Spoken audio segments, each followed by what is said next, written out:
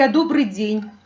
А вы знаете, как поставить неправильные глаголы в переходное время? Нет? Давайте сегодня разберем эту тему. Если основа глагола заканчивается на «и» краткое, то есть когда в неопределенной форме глагола последняя буква «ю», то основа заканчивается на «и» краткое, правильно?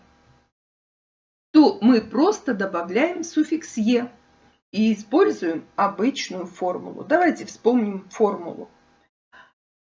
Основа глагола плюс суффиксы «а», «е» и краткое, и плюс личное окончание. Повторим эти окончания. Мын-мен – это если первое лицо, единственное число «я». Сын-сен – это ты. Мыз-мез – это мы. Сыс-сэс – это вы. Вежливая форма. Сындар-сындер, сыздар-сыздер. Это множественное число, второе лицо, и ды-ды, третье лицо. Давайте разберем на примере. Например, глагол сую – любить, целовать, который мы учили на прошлом уроке. Суй – основа, суесен – ты поцелуешь. Суеды. Правильно, он любит. Хорошо. Сую – любить, целовать. Менсене суемен. Как вы переведете? Правильно, я тебя люблю. Ол сызде суеды. Она вас любит. Хорошо. Следующий глагол тую – молотить, ударить. Кстати, вы, наверное, забыли. Я просила в комментариях написать слова-запоминалки для слова тую – молотить, ударить. Попробуйте написать после сегодняшнего урока ваши слова-запоминалки в комментариях. Туемен. Правильно, я ударю. Туеде. Он будет молотить. Ну, например, пшеницу. Мен сине туемен. Я ударю тебя. Хорошо. Кую. Обжигаться, гореть. Куесес. Правильно. Вы будете гореть. Куеде. Горит. Третье лицо. В духовке хлеб горит. Как вы переведете? Правильно. Пештенан кюеде. Давайте вспомним подсказку номер 19. Вот мы и подошли к неправильным глаголам. В казахском языке, чтобы получить основу неправильных глаголов, таких как абыржу, есту, аршу, даму, тану, сунгу, кобалжу, ренжу, еру, оку, нужно убрать последнюю букву У и добавить либо «ы» после твердых, либо после мягких. Но вы же понимаете, что это не все неправильные глаголы. На самом деле их намного больше. В неправильных глаголах основа заканчивается на гласные, да? Либо «ы», либо Значит, добавляем «и» краткое. Вспоминаем формулу образования переходного времени. Но не забываем, что это слова исключения. Значит, что-то должно быть не как всегда. Смотрим. «ы» плюс «и» краткое дает «и». Плюс «и» краткое дает «и». Разбираем на примере. Абыржу – растеряться, оторопеть. Абыржымын. «ы» плюс «и» краткое дает «и», а мы помним, что буква «и» может быть как твердая, так и мягкая, а поскольку «ы» была твердая, то и окончание «м» будет твердое. Абржиман – я растеряюсь. Абржиды – они оторопеют. Дальше. Есту – слышать. Какая будет основа и как мы образуем переходное время? Попробуйте. Ести. Потому что плюс и краткое равно и. Естествен. Как вы переведете? Правильно, ты слышишь. Ол музыканы естидеми. Он слышит музыку. Дальше. Аршу. Чистить. Помним, что аршу чистить – это когда говорим о чистке овощей. Аршимыз. Как вы переведете? Правильно. Мы почистим. Олар картопты аршиды.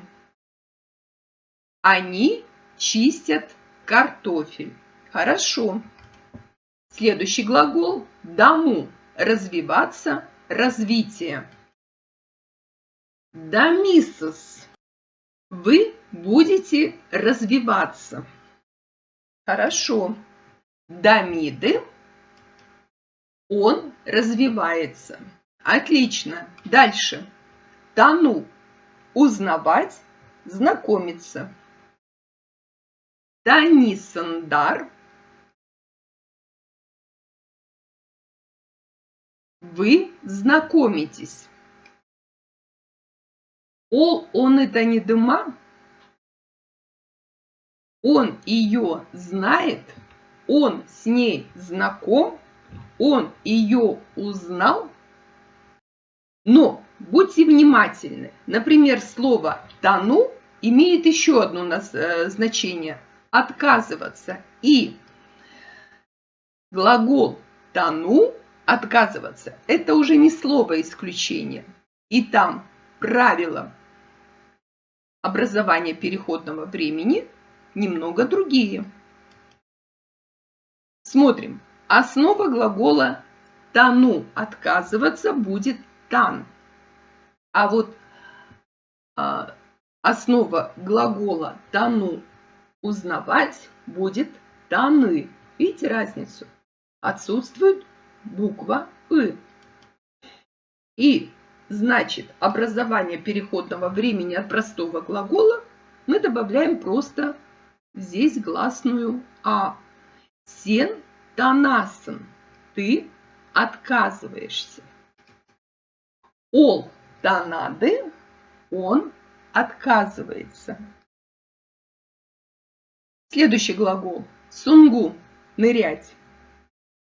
Попробуйте сами образовать переходное время. Сунгисаздер. Сунгисаздер. Вы будете нырять. Олтинезге сунгиде. Правильно, она ныряет в море. Она, он, неважно. В казахском языке нет родов. Следующий глагол. Хобалжу. Волноваться. Хобалжимыз. Правильно, мы волнуемся.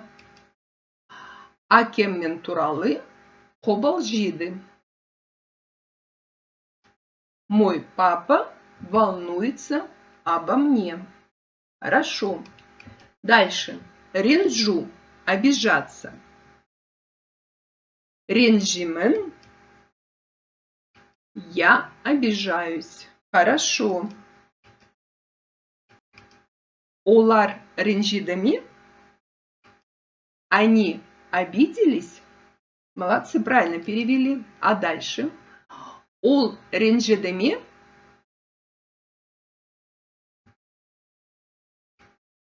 Он обижался. Молодцы, вы заметили, что ренжиде это прошедшее время. Очень хорошо. То есть, если мы ставим букву И, рен-жи-де, это переходное. А если рен-же-де, то это прошедшее время. Молодцы. Дальше, следующее. Еру, таять. Ериде, правильно. Ериде это тает.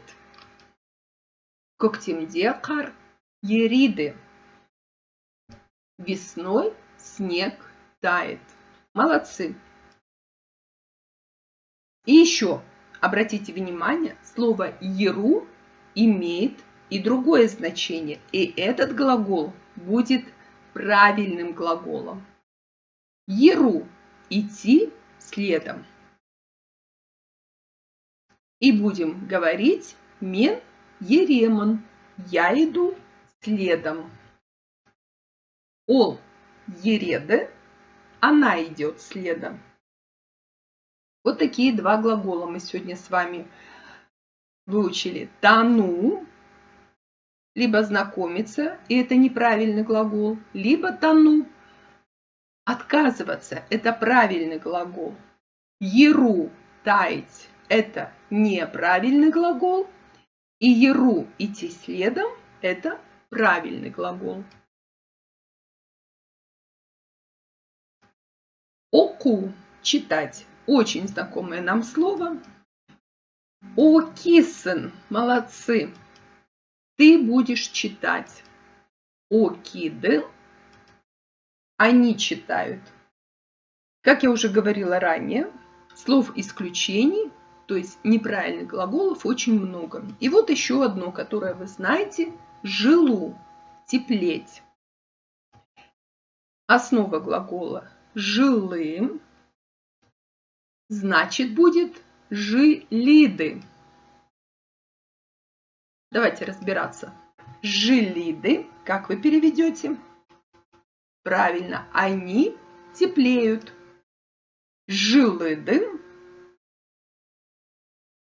Конечно, это прошедшее время. Они потеплели. Молодцы. Вас не запутать.